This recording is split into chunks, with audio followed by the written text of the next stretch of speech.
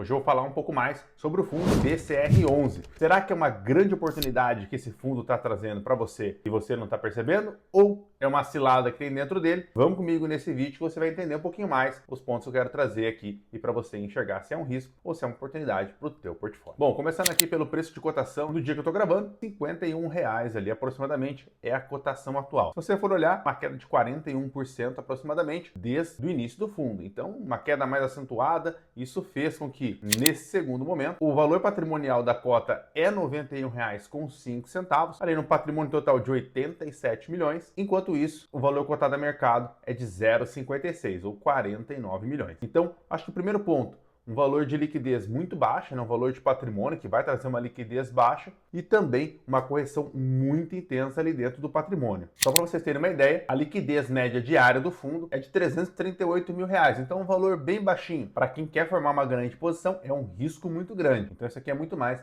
por uma posição pequena dentro de um portfólio. E quando nós vamos aqui para o portfólio do fundo, vocês vão enxergar que são apenas 11 ativos dentro do portfólio. E inclusive ali, por exemplo, a gente vai ter algumas concentrações, como é o caso ali do CRI TRVO e também o CRI Pátio 2 e também ali o Ville Residência. E também lá embaixo o CRI Marreira. Então, de maneira geral, além do fundo ser pequeno, ele também tem uma concentração elevada. Então, esse é um dos riscos que vai estar atrelado ali ao portfólio. Vou falar um pouquinho mais desses CRIs para que vocês possam entender por que esse fundo está tão abaixo ali da patrimonial. Antes de eu entrar nesse ponto, como vocês podem ver aqui, ó, a taxa de aquisição dos ativos ó, é IPCA mais 7, mais 11, mais 13, mais 10. Na média, o fundo está com IPCA mais 9,5 ali aproximadamente. Quando a gente vai para essa segunda imagem, o que acontece? Vocês vão ver a taxa média da carteira, HTM, é IPCA mais 9,75. E quem está comprando a mercado está comprando com 220% em cima desse 9,75. Ou seja, quero trazer para vocês, quem está comprando ali, ó, de acordo com o fundo, né? Quando ele trouxe naquele momento a cotação a R$ 48, estava comprando IPCA mais 18. Hoje a cotação a 50, está comprando IPCA mais 17,5%. É uma baita de uma taxa ali para um fundo imobiliário. IPCA mais 17,5, isento de imposto ali nos dividendos e automaticamente a cota aí sim tem valorização, você vai ter que pagar imposto. E onde estão localizados esses CRIs basicamente, tá, pessoal? É no estado de São Paulo, que é 53% quase do fundo, Santa Catarina com 18% e no Rio Grande do Sul com 29%. E aí, pessoal, aonde tem o risco dentro desse portfólio? Antes de eu entrar aqui no risco, eu quero que você me chame aqui embaixo pelo meu telefone ou pelo QR Code que está aqui no canto para a gente falar um pouquinho mais do teu portfólio e eu te ajudar a incrementar dividendos para o teu patrimônio e automaticamente você ter menos volatilidade na cota. Me chama para a gente bater um papo um pouquinho mais e entender o teu portfólio. Bom, quando a gente vai aqui, pessoal, hoje atualmente o fundo tem dois problemas maiores, tá? Um deles é o Criolim. Então ali o que acontece, né? As dívidas, elas vão sendo pagas mensais, de acordo ali com aquela taxa que você vai ter, IPCA mais uma taxa contratada. Geralmente a empresa vai pagar aquela taxa contratada ali, vai pagar os juros. A amortização ela fica para o final. Então o que aconteceu? Esse Criolimpo era para ter pago a amortização final, mas o fundo não pagou, a empresa não pagou. Então, automaticamente, esse valor de dívida acabou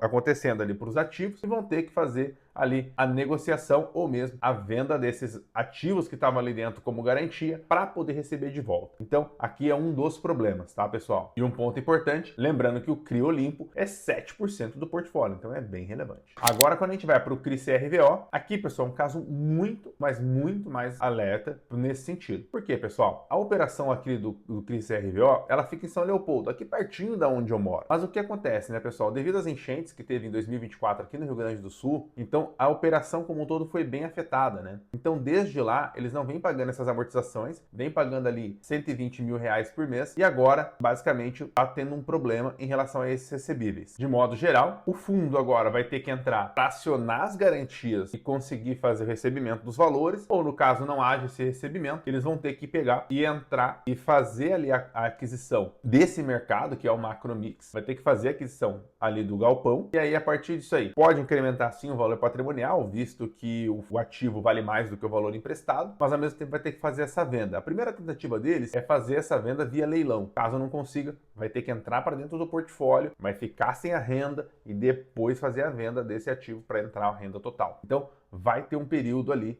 de um pouquinho de incerteza em relação a isso aqui. Então, pessoal, até para poder frisar aqui, o CRI-CRVO é 28% do fundo, então tem que ter bastante atenção nesse sentido, porque é 28 de um lado com 7 do outro, é 35% do fundo com problema de crédito. Então, bastante atenção nesse sentido. Aquele valor patrimonial que eu mencionei no início, que estava com desconto, então já parece que o desconto não é mais tanto assim, porque como tem esses dois problemas, é claro que pode entrar e conseguir receber os valores, mas mesmo assim, isso gera incerteza e incerteza joga o preço para baixo. Só para você ter uma ideia, pessoal, então você pega ali os meses de novembro, dezembro, a receita foi 800 mil reais. Se tirar esse 120 do macro mix, o que acontece? Ó, ali na linha lucro e prejuízo ajustado, que foi 74 centavos, 77 centavos consecutivamente, vai ser menor. Então, sendo menor ali, vai cair para em torno de uns 60 centavos, é bem provável que os proventos caiam também. Então, a gente pode ter novamente uma nova rodada de queda no patrimônio. Por quê? Hoje o fundo está pagando ali aproximadamente 1,3 de dividendo. Se vai cair para 0,60 centavos, então a gente pode ver ali automaticamente a queda também no ativo e isso é um ponto de alerta. Um outro ponto de atenção que eu preciso frisar é o seguinte: quando a gente vai lá para 2022, no mês de maio, eles fizeram uma emissão e o fundo chegou a valer 95 milhões aproximadamente.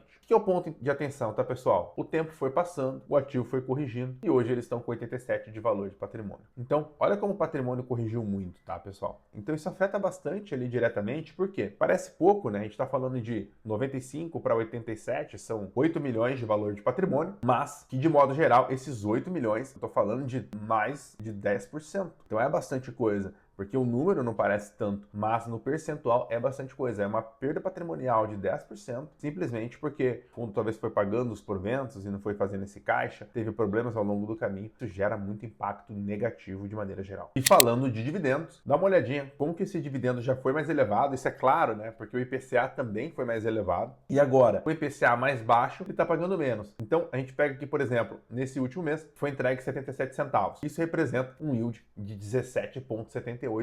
De acordo com a cota naquele momento. Então, assim, a cota, né, e o dividendo está sendo bem elevado para quem está comprando agora, para quem está carregando e está com prejuízo, está pagando muito pouco. Então, esse é um ponto de atenção. Os dividendos, nesse momento, são atraentes, mas tem que ter bastante atenção para isso que eu mencionei, que o dividendo pode vir mais para baixo, para 60 centavos, e essa cota pode vir ali 40 reais, até um pouco menos. Então, tem bastante atenção nisso, para que monte a posição, um monte com tranquilidade e automaticamente. Lembra que eu mencionei sobre a liquidez do fundo ela ser pequena? Então isso vai impactar diretamente se caso houver uma venda mais massiva dentro do fundo, porque a liquidez é muito baixa. Espero que você tenha gostado do vídeo. Eu quero que você deixe aqui embaixo o comentário para eu saber se você tem o IBCR11 na tua carteira, se você pensa em se desfazer dele. Eu quero entender um pouquinho mais sobre o teu patrimônio, o teu portfólio e te ajudar nesse sentido, beleza? Um grande abraço!